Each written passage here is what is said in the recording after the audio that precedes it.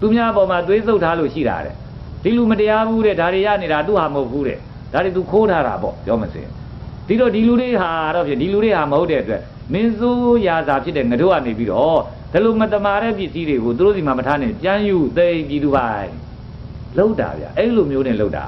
ာဒီတော့ကျွတ်တို့ဗုဒ္ဓဘာသာဘုန်းကြီးတွေကဘာလုပ်တယ်လဲဆိုအသာလေးငြိမ်းနေကြတယ်တကယ်တော့သူတို့သဘောတရားနဲ့ကြိုက်လို့လားဆိုသူတို့သဘောတရားရဆိုတော့သူကံတရားကကောင်းမွန်လို့သူလုံးလဝိရိယရှိမယ်သူကြိုးစားကနေလုံမယ်လို့ဆိုရင်သူပိုးတာပေါ့သူပိုးလုံးလို့သူပိုးတာလေးကိုလည်းသူကနည်းနည်းပါးပါးပဲသုံးပြီးတကလားစုဆောင်းမယ်ဆိုရင်တော့သူချမ်းသာတာပေါ့သူအရင်ကြီးတွေအများကြီးရှိတာပေါ့ဒါသူကံတရားကြောင့်ဖြစ်တယ်ဟာသူရတိုက်တယ်သူပိုင်တိုက်တယ်သူပိုင်တာမှန်တယ်သူပိုင်တာတရားတယ်လို့ကျွတ်တို့ဗုဒ္ဓဘာသာဘုန်းကြီးတွေကမြင်တယ်ကျွတ်တို့ဗုဒ္ဓဘာသာသဘောတရားအရာမြင်တယ်အဲ့လိုမြင်မိမဲ့ဆိုရှယ်လစ်သဘောတရားကဒါရီယာမမှန်မှုဒါရီယာတခိုးဒါရီယာခိုးထားတဲ့ပစ္စည်းတွေသူများပစ္စည်းတွေယူထားတဲ့လူကမတရားတဲ့လူအဲ့လူစရာပစ္စည်းတွေကိုပြန်ယူဆိုပြီးတော့ပြည်သူပိုင်သိမ်းတဲ့အခါမှာဘယ်ဘုန်းကြီးတစ်ပါးကမှထမပြောဘူးဗျာအဲ့တော့ဘုန်းကြီးတသိန်းကျော်လောက်ရှိတာပဲဥနေဝင်စစ်သားဆိုလို့ရှိရင်ဒါ2000လောက်3000လောက်ပဲရှိမှာပါအဲ့တော့ဟာဆိုလိုတာကတော့ကျွတ်တို့ဗုဒ္ဓဘာသာဟာတကယ်ရေးအရာကြီးရောက်လာပါလေရက်နဲ့ဘာလို့မပြောတာလဲတရားတယ်လို့သူတို့သိနေတဲ့အရာကြီးကိုမတရားဘူးဆိုပြီးတကလားတစ်ဖက်ကနေပြီးတော့သဘောတရားတရားနဲ့သိတဲ့အခါမှာဘာကြောင့်သူတို့မကန့်ကွက်တာလဲဒီတော့ပြောမယ်ဆိုရင်ကျွတ်တို့ဗုဒ္ဓဘာသာဘုန်းကြီးတွေဟာကျွတ်တို့ဗုဒ္ဓဘာသာသဘောတရားဟာပရမတ္ထတေသသဘောတရားကိုရောက်နေပြီလေပရမတ္ထတေသသဘောတရားကိုရောက်နေတယ်ဆိုတော့ပြုသမျှအတိဖြစ်သမျှအဟောင်းနေပဲသူတို့ရဲ့အပြစ်ရှိလို့ဒါသူတို့ခံရတာနေမှာပေါ့လို့ခံရတာသူတို့မှမဟုတ်ပဲအဲ့လိုပဲသူတို့ကနေပြီးတော့သုံးသပ်လိုက်ကြတော့တယ်အဲ့လိုသုံးသပ်တဲ့အခါကျတော့ဘာမှသူတို့ပြောဖို့မဟုတ်ဘူးဒီလိုပြောနေတယ်ဆိုရင်တော့တရားမရှိတာပေါ့အနိစ္စကိုမသိလို့ဖြစ်မှာပေါ့ဒုက္ခကိုမသိလို့ဖြစ်မှာပေါ့အနတ္တကိုမသိလို့ဖြစ်မှာပေါ့ဒီတဲ့လူတွေကလည်းပဲအသိခံရတဲ့လူတွေကလည်းဆက်ဆက်ရှာရှာခါခါတီးတီးခံစားတော့ခံစားရပါရဲ့ခံစားရပြီမဲ့လေဘုရားကအနတ္တလို့ဟောထားတာပဲဟာကိုမပိုင်ဘူးလို့ဟောတာကိုတောင်ကိုမပိုင်မှတော့ဘယ်မှာလဲဒီပစ္စည်းကတော့ပိုင်တော့မလဲဆိုတဲ့သူတို့လည်းပဲအနတ္တတရားနှလုံးထားပြီးတော့ပဲအသိခံလိုက်ကြရတာပေါ့လေအဲ့လိုနဲ့ပဲကျွတ်တို့တိုင်းပြည်မှာရှိနေတဲ့ဗုဒ္ဓဘာသာကိုလည်းပဲဆိုရှယ်လစ်ကတော့စားသွားသေးတယ်ဝါသွားသေးတယ်လို့ပြောရမယ်ဗျာဒါအဲ့တော့ပကံခေတ်အင်းဝခေတ်နဲ့ကုန်းမောင်ခေတ်တွေအစသာကျွတ်တို့ဗမာပြည်ရဲ့နိုင်ငံရေးမှာဆိုရင်လည်းပဲဒီဘုန်းကြီးတွေဆိုတဲ့သူတွေကဒီရှင်မင်းတွေဆိုတဲ့သူတွေကိုအားပေးလာခဲ့တာသူတို့သဘောတရားနဲ့ပဲရှင်မင်းတွေကအုပ်ချုပ်တယ်သူတို့ကိုဥထွေရဗန်သင်ပြီးတော့ပဲအုပ်ချုပ်တာဆိုတော့သူတို့ကလည်းနေရာရတယ်သူတို့ကနေရာရတော့တို့ပရမတ္ထသစ္စာတရားဟာတော့မှန်တာပဲဆိုတဲ့သဘောနဲ့ငြိမ်ငြိမ်ပဲနေတာငြိမ်ငြိမ်နေပေမဲ့နေရာလည်းပေးတာနေရာလည်းပေးတော့လည်းပဲငြိမ်ငြိမ်ပဲနေတဲ့အခုထိလည်းငြိမ်ငြိမ်နေတယ်လို့ပြောရမှာပါဒါအဲ့လိုမျိုးဆိုတော့ဟောကျွတ်တို့ဗုဒ္ဓဘာသာကဘယ်ခေတ်မှာဖြစ်ဖြစ်ကျွတ်တို့ကအကြတွေအပြက်တွေကြီးတယ်လို့သူပြောရမှာကျွတ်တို့ရဲ့တန်ခါသမိုင်းကိုကြည့်လိုက်ရင်နော်ဟိန္ဒူကလည်းကျွတ်တို့ကိုစားခဲ့ပြီမွတ်စလင်ကလည်းကျွတ်တို့ကိုဝါခဲ့ပြီခရစ်ယာန်ကလည်းကျွတ်တို့ကိုမျိုးခဲ့ပြီကွန်မြူနစ်ကလည်းပဲကျွတ်တို့ကိုလွှမ်းမိုးခဲ့ပြီဆိုရှယ်လစ်ကလည်းကျွတ်တို့လွှမ်းမိုးတာပဲလို့ကျွတ်တို့ပြောရမယ်ဘာလာကျွတ်တို့ကအကုန်လုံးလွှမ်းမိုးခံရမှာလို့ပြောရမယ်ဒီပရမတ္ထတိစ္ဆသာသနာကပေါ့ဗျာနောက်တစ်ခါဈေးကွက်စီးပွားရေးစနစ်ဆိုတာလာလေအောင်မယ်အဲ့ဒါလည်းခံရမှာပဲလို့ကြောတာပြင်ထားလို့ပြောရမှာပေါ့ဘာဖြစ်လို့ခံရမှာပဲလို့ပြောမှလို့ဆိုဂျပန်ပြည်မှာရာဈေးကွက်စီးပွားရေးစနစ်ကြီးထွန်းကားနေပြီတရဏဂုံတင်တာဘုန်းကြီးတွေမတင်တော့ဘူးတဲ့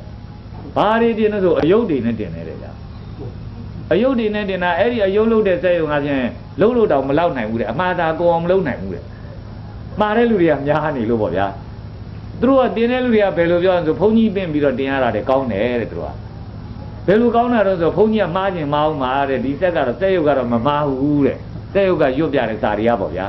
အဲ့လိုဖြစ်တဲ့အတွက်တရဏဂုံတင်တဲ့စက်ရုပ်ကိုထုတ်လုပ်တဲ့စက်ရုံကလုတ်ပြီးတကလားဟောတရဏဂုံတင်တာစက်ရုပ်ကြီးနဲ့တင်နေကြပြီလို့တို့သိရတယ်စားတာအကြောင်းပြောတယ်နော်ဈေးကွက်စီးပွားရေးစနစ်ကစားဖို့ကတော့ယင်တပြအဲ့လိုနဲ့ပဲကျတို့စားသွားတာခံရမှာပါပေါ့တဖြည်းဖြည်းတော့ဘာမှအထိပ္ပယ်မရှိတော့ဘဲနဲ့လုံးပါပါသွားမှာပါလို့ဒီလိုပြောခြင်းတယ်ဒါပရမတ္ထသစ္စာသာသနာမှာဖြစ်ပွားတဲ့ကျွတ်တို့ထေရဝါဒတန်ဃာတွေရဲ့သာသနာတရားရဲ့အနေအထားကိုကျွတ်တို့ပြောပြတာဖြစ်နေတာ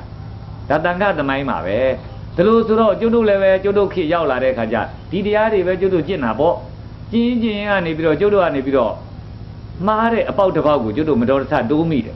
တိုးမိရင်ကနေပြီးတော့မှားတဲ့အပေါက်ကိုမှားတဲ့အပေါက်မှန်တိတိထင်ကျွတ်တို့ကမြင်သွားတယ်မြင်သွားတော့ဟာဒါတရားမဟုတ်ဘူ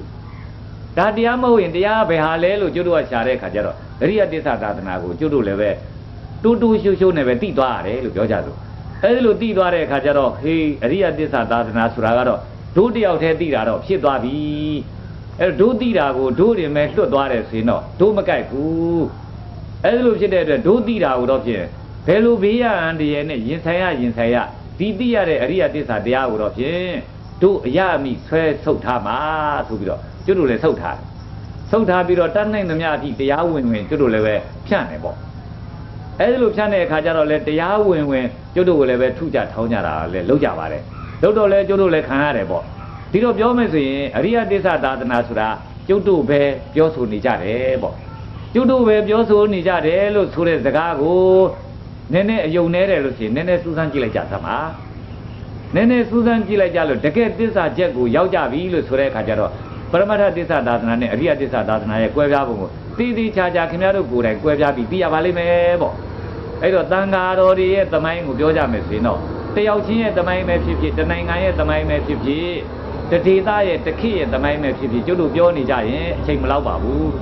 ဒါလောက်ပဲကျွတ်တို့ကနေပြီးတော့သာသနာတော်ကြီးဟာတော့ဖြင့်ဒီပုံဒီနည်းဖြစ်လာတာဖြစ်တယ်လို့ဆိုတဲ့အကြောင်းတန်ခါရဲ့သမိုင်းကလည်းပဲအနှစ်2500ကျော်ကြီးနားတောင်ရှည်လျားပြီဖြစ်တဲ့အတွက်အတော်ကြီးရှည်လျားပါတယ်အလွန်ကြီးရှည်လျားလွန်းလှတဲ့တန်ခါသမိုင်းကိုအခုလောက်ကလေးအမျက်လောက်ပြောလိုက်ရင်တော့ခင်ဗျားတို့သုတေသနာပြုခြင်းနဲ့စိတ်ဆန္ဒတွေပေါက်တယ်ဆိုရင်ပြုနိုင်တဲ့အနေအထားကိုရောက်ကြတော့မှာပါပဲပေါ့အဲဒီလိုဖြစ်တဲ့အတွက်ကျုပ်တို့ရဲ့အခုတန်ခါသမိုင်းတန်ခါအကြောင်းပြောဆိုချက်ကိုဒီလောက်နဲ့ပဲကျုပ်တို့ကညီကုန်းချုပ်ပေးကြရအောင်ကျုပ်တို့ရဲ့ဒီတန်ခါအကြောင်းပြောချက်ဟာဖြင့်ခင်ဗျားတို့တွေရဲ့ဓမ္မသိမှုအပိုင်းဆိုင်ရာမှာဓမ္မတွေကဒီလိုပြောင်းလဲလာပြီးဒီလိုဖြစ်ထွန်းလာပြီးဒီလိုပြန်ပေါ်လာတာပဲလို့ဆိုတဲ့ဟာမျိုးကိုသိပြီးတော့